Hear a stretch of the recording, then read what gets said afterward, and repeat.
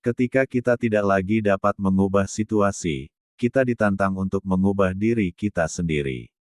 Ketika seseorang tidak dapat menemukan arti makna yang mendalam, mereka mengalihkan perhatiannya dengan kesenangan. Kekuatan di luar kendali Anda dapat mengambil semua yang Anda miliki kecuali satu hal, kebebasan Anda untuk memilih bagaimana Anda akan merespons situasi. Hidup bukan terutama pencarian kesenangan, seperti yang diyakini Freud, atau pencarian kekuasaan, seperti yang diajarkan Alfred Adler, tetapi pencarian makna.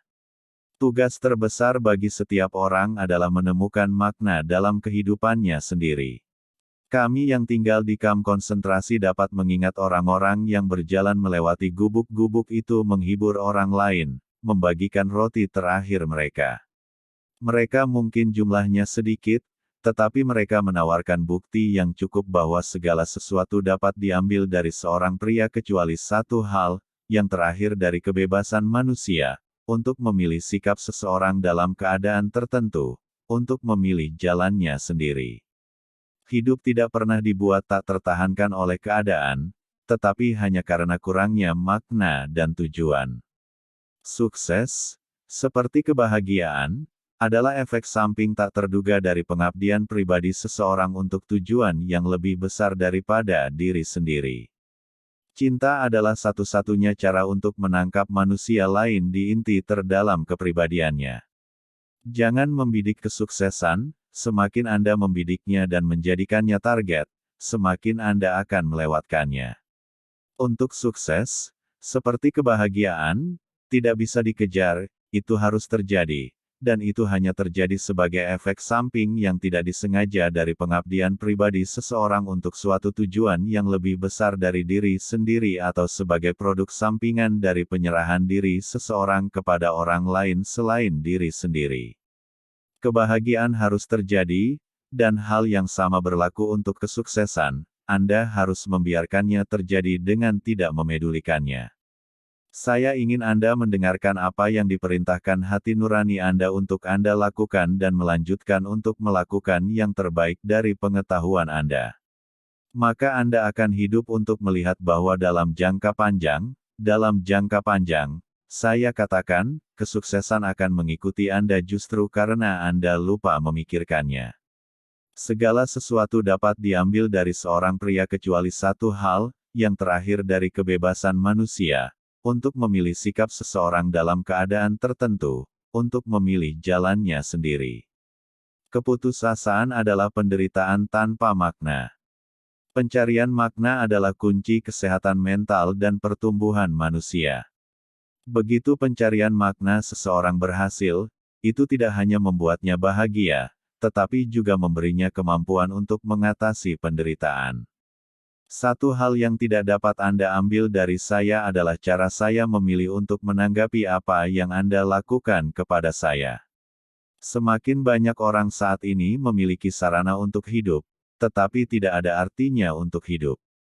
Kebebasan dalam bahaya merosot menjadi kesewenang-wenangan belaka kecuali itu dijalani dalam bentuk tanggung jawab.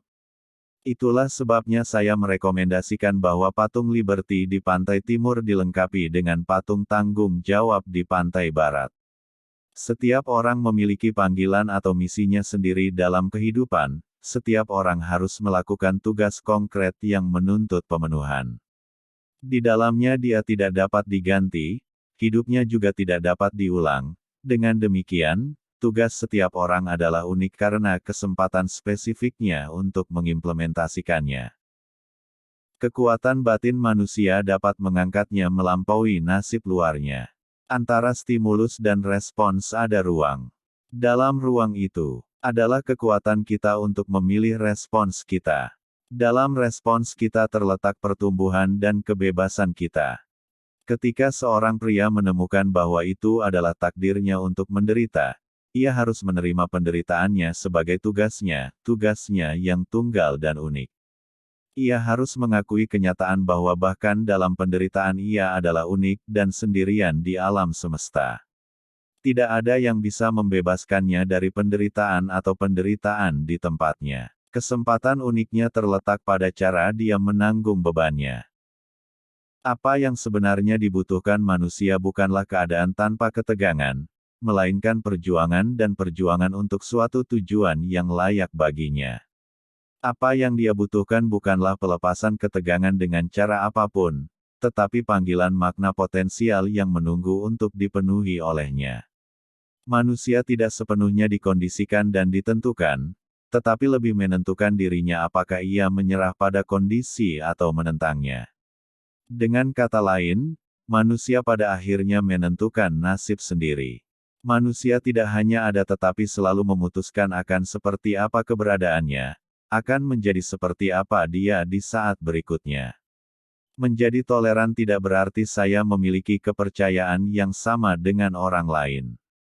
Tetapi itu berarti saya mengakui hak orang lain untuk percaya, dan menuruti nuraninya sendiri. Tidak ada yang bisa sepenuhnya menyadari esensi manusia lain kecuali dia mencintainya. Arti hidup saya adalah membantu orang lain menemukan makna dalam hidup mereka. Tetapi tidak perlu malu karena air mata memberi kesaksian bahwa seseorang memiliki keberanian terbesar, keberanian untuk menderita. Sama seperti api kecil padam oleh badai sedangkan api besar ditingkatkan olehnya, juga iman yang lemah dilemahkan oleh kesulitan dan bencana sedangkan iman yang kuat diperkuat oleh mereka.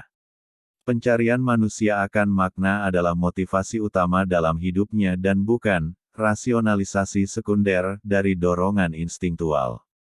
Makna ini unik dan spesifik karena harus dan dapat dipenuhi olehnya sendiri, baru setelah itu mencapai signifikansi yang akan memuaskan keinginannya sendiri untuk makna.